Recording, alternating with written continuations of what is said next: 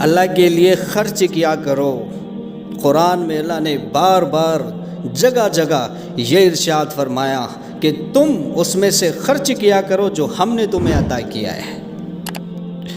سخاوت بہت بڑی چیز ہے، بہت بڑی چیز ہے۔ ہم اللہ کے لیے اپنے مال کو خرچ کیا کریں۔ فرمایا سخی جو ہوتا ہے وہ اللہ کا دوست ہوتا ہے، اور اللہ کے رسول علیہ الصلوۃ والسلام نے قسم کھا کر ارشاد فرمایا کہ میں اللہ کا رسول اللہ کی قسم کھا کر کہتا ہوں کہ صدقہ کرنے سے کسی کا مال کم نہیں ہوتا۔ تو مراد یہی ہے کہ مال خرچ کرنے سے کسی کا مال کم نہیں ہوگا۔ یہ تو اللہ کے رسول اسلام کی بات ہے، لیکن آج ہمیں لالچ مار دیتا ہے، آگے بھیجو، اللہ کے لیے آگے بھیجو۔ وہ منصور بن عمار بصری رحمۃ اللہ علیہ کی بات یاد آتی ہے کہ وہ بادشاہ تھا، اس کے یہاں شراب وغیرہ کا انتظام تھا۔ اس نے اپنے غلام سے کہا کہ بازار سے جا کر پھل لے آؤ، اور اسے کچھ درہم دیے۔ لیکن جب وہ غلام راستے میں پہنچا تو وہاں پر منصور بن عمار بصری رحمۃ اللہ علیہ ایک بھکاری کے لیے لوگوں سے پیسے مانگ رہے تھے، اور یہ کہہ رہے تھے کہ کوئی ہے جو مجھے 4 درہم دے اور بدلے میں مجھ سے 4 دعائیں لے لے۔ یہ لوالے تھے۔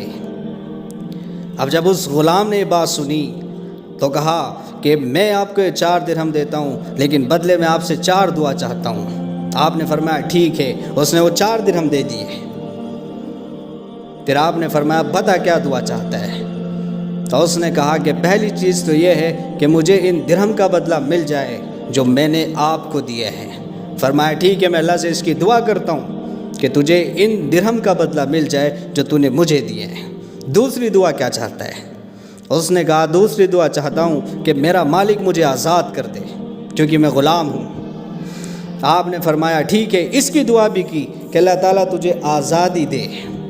تیسری کیا چاہتا ہے؟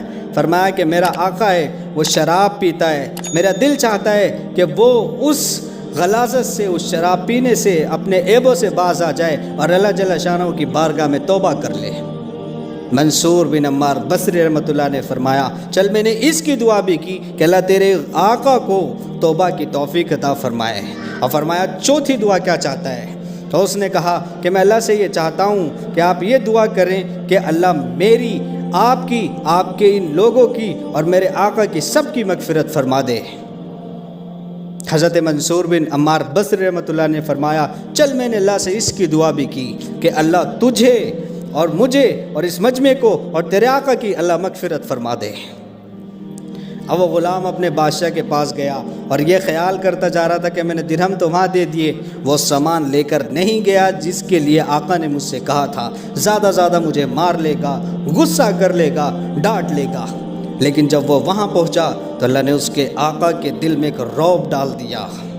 یہ اللہ والے ایسے ہوتے ہیں اگر اللہ کے نام پہ کوئی قسم اٹھا دینا تو ہاتھ چھوڑنے سے پہلے اللہ ان کی دعا کی قبولیت کے فیصلے کر دیتا ہے۔ فرمایا کہ کیا ہوا؟ اس نے ماجرا بتایا کہ ایسے ایسے بات ہوئی ہے، میں نے وہ 4 درہم ان کو دے دی اور 4 دعائیں کرائی۔ بولے کیا دعا تھی؟ کہ پہلی دعا تو یہ تھی کہ آپ مجھے ان درہم کا بدلہ دے دیں۔ فرمایا کہ ٹھیک ہے، ہماری طرف سے تمہیں 400 درہم یا 4000 جو بھی تھے وہ ہماری طرف سے تمہیں نذرانہ ہے۔ دوسری دعا کیا کروائی؟ کہنے لگا کہ میں نے دوسری دعائیں کرائی کہ آپ مجھے آزاد کر دیں۔ اس غلام نے کہا ٹھیک ہے، آج سے تو آزاد ہے۔ تیسری دعا کیا تھی؟ اس نے کہا تیسری دعا یہ تھی کہ آپ ان ساری گناہوں کی باتوں سے، حرکتوں سے توبہ کر لیں۔ اس نے کہا کہ میں اللہ کی بارگاہ میں آج سچے دل سے توبہ کرتا ہوں کہ ایک کام میں آئندہ نہیں کروں گا۔ اور چوتھی کیا تھی؟ کہ حضرت چوتھی یہ تھی کہ اللہ منصور بن عمار بصری کی، ان کے ساتھیوں کی، آپ کی میری مغفرت فرما دے۔ بادشاہ نے کہا کہ یہ ہمارے اختیار میں نہیں ہے، لہٰذا جب رات کو سویا تو خواب میں دیکھتا ہے کوئی شخص ہے جو اس سے کہہ رہا ہے کہ جب تو نے وہ کام کر دیے جو تیرے اختیار میں تھے تو اب ہم وہ کام کریں گے جو ہمارے اختیار میں ہے۔ یہ ہوتی ہے اللہ کے نام پہ خرچ کرنے کی برکت، اللہ کے راستے میں دینے کی برکت۔ اور اس میں 2 چیزیں شامل ہیں، ایک تو اللہ والے کی دعا اور ایک اللہ کے لیے کیا گیا مال خرچ یعنی کہ صدقہ، اس نے جو نیت سے بھی دیے ہوں۔ اس لیے یاد رکھو، سخی جو ہوتا ہے وہ اللہ کے قریب ہوتا ہے۔ اپنے مال میں سے خرچ کیا کرو۔ اللہ نے مسلمان کے جان کو، مال کو، وقت کو جنت کے بدلے خریدا ہے۔ اب ذرا بتاؤ ہمارے پاس ہمارا بچہ ہی کیا ہے؟ لیکن یہ دنیا کا لالچ، یہ دنیا کی حرص ہمیں دھوکے میں ڈال کے رکھتی ہے، دھوکے میں۔